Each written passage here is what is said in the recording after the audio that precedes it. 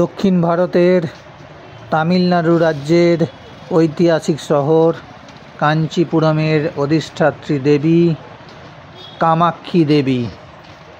এই হচ্ছে সেই কামাক্ষী দেবী মন্দিরের প্রবেশদ্বার। আর এই প্রবেশদ্বারের উপরে দেবদেবীর মূর্তি খচিত যে টাওয়ারটি দেখছেন, এটি হচ্ছে গোপুরম। প্রায় 5 একর জায়গা নিয়ে বিস্তৃত এই মন্দির। পুরো মন্দিরটাই হচ্ছে পাথরে তৈরি।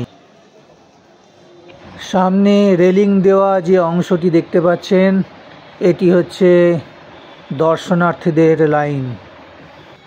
ভারতের 3টি প্রধান শহর যেখানে দেবী শক্তির পূজা করা হয়।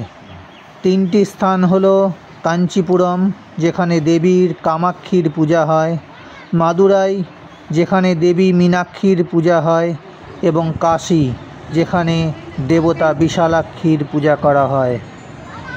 কাঞ্চিপুরম এই 3টির মধ্যে সবচেয়ে গুরুত্বপূর্ণ স্থান।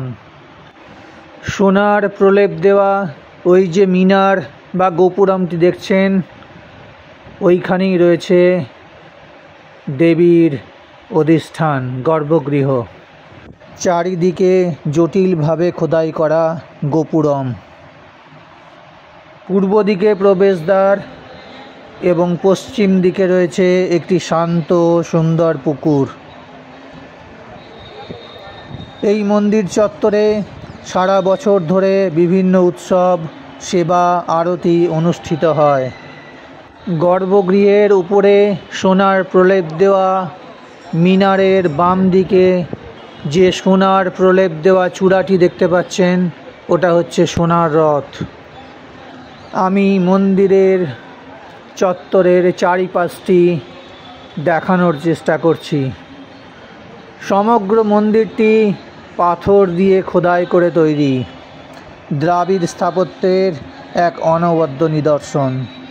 সামনের গোপুরমযুক্ত যে গেটটি দেখতে পাচ্ছেন, এটা হচ্ছে দক্ষিণ দিকের প্রবেশপথ। গর্ভগৃহে দেবী কামাক্ষী পদ্মের ওপর উপবিষ্ট ভঙ্গিতে রয়েছেন। তার চারিপার্শ্বে রয়েছেন ভগবান শিব, বিষ্ণু এবং ব্রহ্মার ত্রিমূর্তি।